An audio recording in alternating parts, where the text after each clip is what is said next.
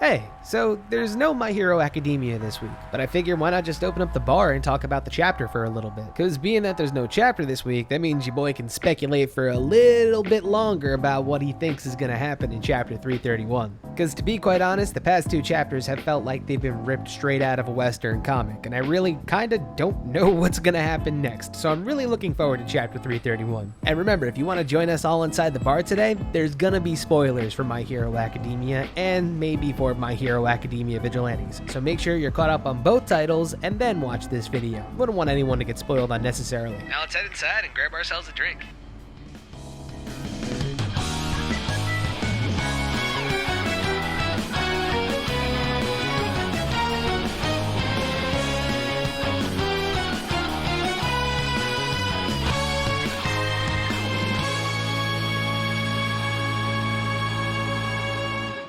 Alright, welcome to the bar, folks. So, first things first about chapter 330. If there's one thing I'm going to point out right now, it's that I made a joke a couple of weeks ago saying that if My Hero Academia makes one more move to make itself feel like JoJo's Bizarre Adventure, I would be out, and I guess I kind of have to rescind that at the moment. Because there is some crazy JoJo's Bizarre Adventure type shit going on in My Hero right now, and after this quirk got introduced into the universe, I simply do not know what's even possible in this universe anymore. Like, that is not a quirk. That is a stand. I just don't understand this. I mean, at this point now, pretty much anything in My Hero Academia can be a quirk. I maybe should have guessed that when there is literally a hero that is flat Stanley. Let's just head over to the wall right now, because for the first time ever in reading this manga, I have never laughed this hard while reading a serious fight.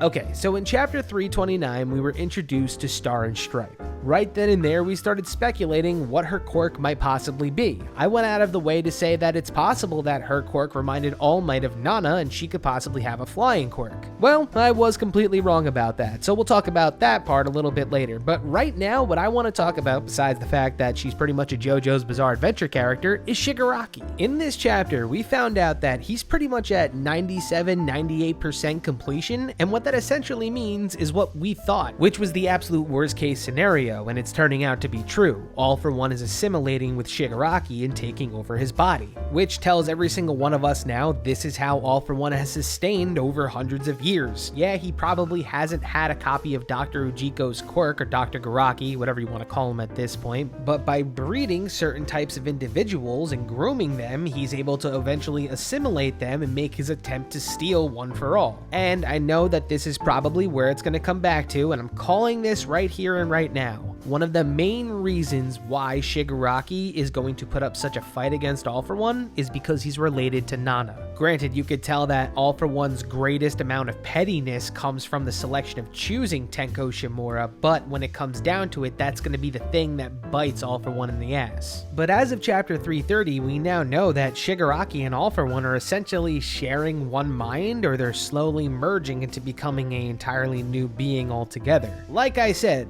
things are getting very JoJo's Bizarre Adventure-esque, and I don't know if I like it or not. And I guess while I'm bringing up JoJo's Bizarre Adventure again, now is the perfect time to start talking about the woman that's stolen the show for the past two chapters, Star and Stripe. First things first, I gotta share one of my funniest jokes with you guys. I saw a tweet where someone just said that Star and Stripe's quirk is American imperialism, and I just couldn't stop laughing. Like, the sheer concept of this woman's quirk is that she touches something, names it, and then essentially makes a rule for it. So when she says air, and then she follows it up by saying it doesn't exist, it makes every single one of us go, wait, what? And my last JoJo's comparison. When she uses her quirk to literally make air disappear, it disappears in the shape of a star. Yeah, her name is Star and Stripe, but the entire time I've been ranting about the fact that this is pretty JoJo's Bizarre Adventure-like. And the bloodline that JoJo's Bizarre Adventure is based around? They're the Joestars, from which one of them is a Japanese American. See Part 6, Stone Ocean.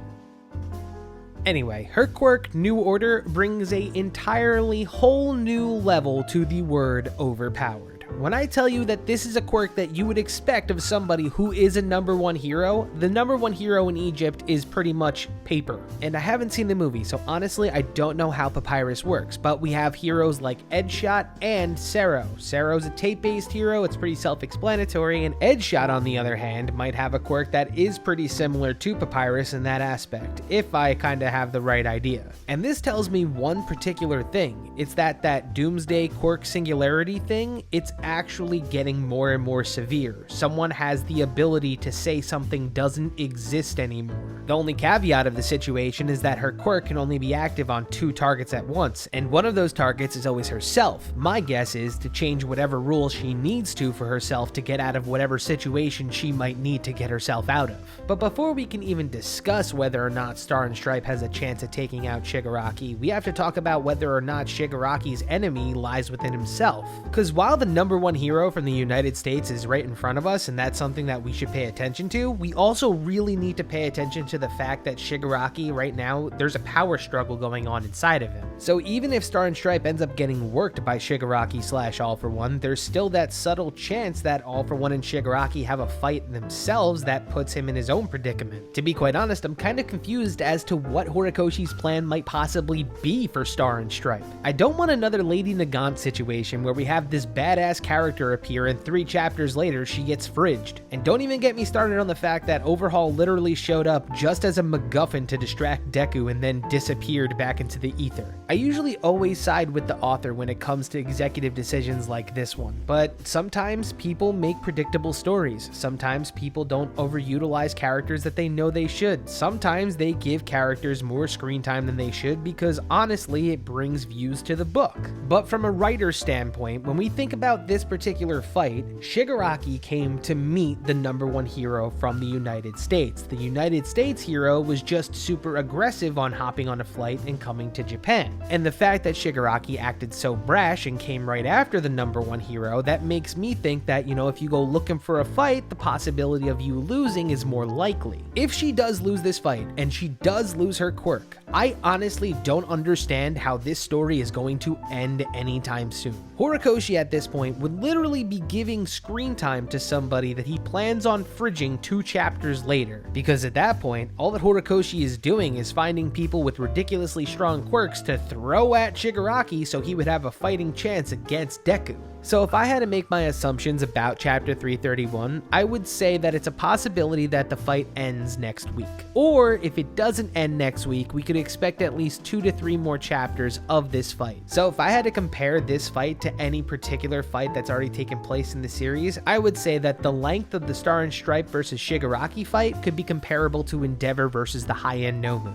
Honestly, I feel like her quirk can be a huge asset to the heroes right now, because as of right now in the My Hero Academia universe, the heroes really need some reinforcements to take down some of these villains. And to play the other side of the fence on this one, the fact that Japan has called for assistance from the heroes across the world, what makes us think that All For One isn't going to do the exact same? If you're looking to take your slice of the pie, and one day the phone rings, and on the opposite end is the guy that could give you the opportunity to take out your hero, would you do it? I mean, heroes answered the call, why wouldn't villains? But I sincerely believe that the next big step is whether or not Horikoshi decides to kill Star and Stripe or not. Yeah, there's the possibility that you could have her act as a quirkless hero, or you could possibly have an arc where you're like, let's go get our quirks back. That would be interesting to see. But if they introduce a character this awesome like Star and Stripe and then literally 3 chapters later get rid of her, I'm gonna be genuinely pissed. What's the point of bringing in international heroes if they don't get a chance to interact with the heroes we so desperately want them to interact with?